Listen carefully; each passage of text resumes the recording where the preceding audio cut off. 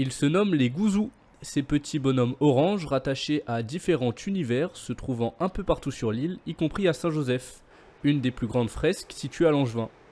Ils font l'identité même de la Réunion, éléments reconnaissables et caractéristiques de notre île, ils font partie intégrante des racines culturelles créoles. On est passé devant en voiture, j'en ai vu plusieurs aussi à d'autres endroits et effectivement je trouve ça hyper frais, c'est très positif comme dessin, très coloré, il y a une identité en fait qui est forte. J'aime bien passer dans des endroits où il y en a, notamment à Grand Bassin, donc celui où il y a la vache, je connais plein de petits endroits comme ça, donc c'est rigolo de passer à certains endroits et on voit qu'il a laissé sa trace.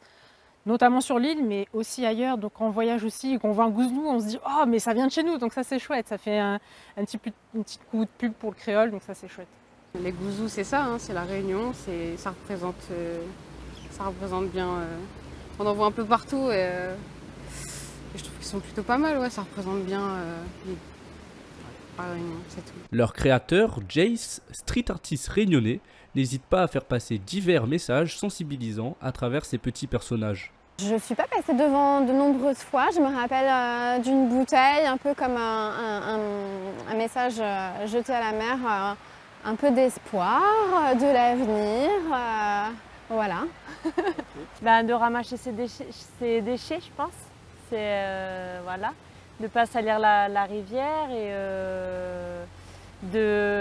aussi de venir profiter en famille, de pique-niquer au bord de la rivière. Connaissant un peu l'univers de Jace, c'est toujours pour sensibiliser et dénoncer un petit peu. Identité culturelle mais aussi visuelle, les gouzous continuent d'enrichir les terres de Saint-Joseph.